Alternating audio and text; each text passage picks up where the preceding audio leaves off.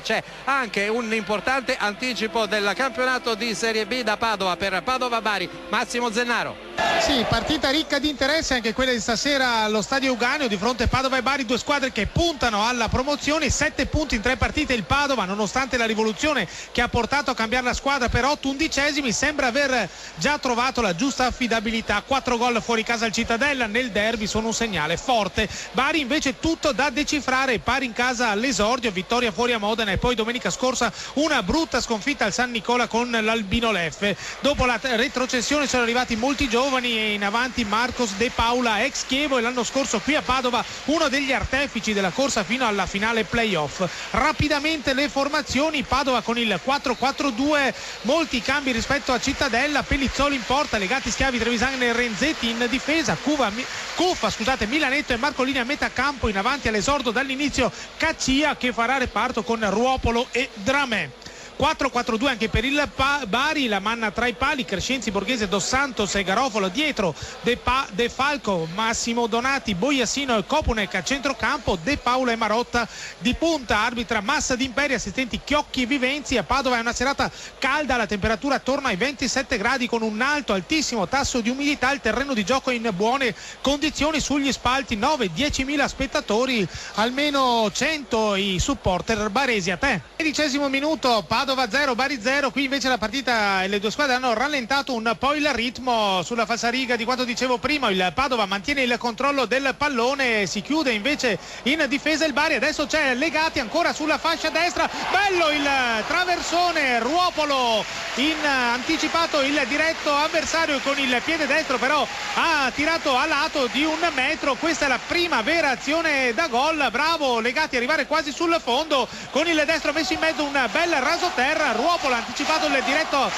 marcatore, con il destro a sua volta ha tirato a lato, però Padova davvero molto pericoloso. 13 minuti e mezzo, Padova 0, Bari 0, linea replice. 17°, Padova 0, Bari 0, ancora il Padova in gol, il gol di Trevisan sul calcio d'angolo di Milanetto. Padova ancora una volta sempre pericoloso sui calci piazzati, il perfetto, l'angolo di Milanetto da destra in mezzo all'area, la testa di Trevisan che è saltato più alto di tutti e il pallone è finito in rete. Siamo al 17° minuto e quindi il Padova è andato meritatamente, per quanto si è visto finora, in vantaggio. La rete, lo ricordo, di Trevisan. Quindi 17° minuto, Padova 1, Bari 0, linea Milano. 8 minuti, pericoloso ancora il Padova, bella l'azione di Renzetti che da sinistra si è portato verso il centro, ha fatto partire un rasoterra deviato in angolo. Ancora molto pericoloso il Padova sulla fascia sinistra. Poco fa lo stesso Renzetti aveva saltato netto Crescenzi, aveva messo in mezzo un pallone pericoloso appena troppo avanzato però per i compagni dell'attacco. Adesso c'è Marcolini dall'angolo sinistro, tengo un attimo la linea perché il Padova è sempre molto pericoloso sui calci piazzati. Marcolini, tanto indietro il tiro al volo, Cuffa, il pallone alto di 1 metro sulla traversa, gran conclusione da fuori area, almeno 3-4 metri fuori area con il destro, palla alta di 1 metro, ma Padova ancora molto pericoloso. 28 minuti e mezzo, Padova 1, Bari 0, linea Milano. E a Padova siamo al 35° minuto, c'è stata una grande occasione per il Bari, che un cross da sinistra di Garofalo in mezzo all'area, De Paolo non ci è arrivato, il pallone è arrivato sui piedi di Massimo Donati che ha da ottima posizione ha tirato forte ma alto, e quindi questa è stata davvero la prima grande occasione per il Bari che poteva pareggiare. Dall'altra parte c'è adesso una punizione dal limite dell'area per il Padova, Milanetto fermato ad 1 metro dalla linea e il pallone poi è sgusciato e adesso c'è un calcio d'angolo. Milanetto mette il pallone in mezzo, ancora pericoloso il Padova, il Bari non riesce a liberare, batti e ribatti ancora Marcolini, Milanetto ancora verso il centro dell'area, il Padova pericoloso di testa, prolunga Cuffa l'uscita di Lamanna e il portiere del Bari si salva. 35° minuto, Padova 1, Bari 0, linea Milano. 18°, Padova 1, Bari 0, ma il Bari Bari tutto proteso in attacco, due grandissime opportunità, la punizione verso il centro dell'area, il colpo di testa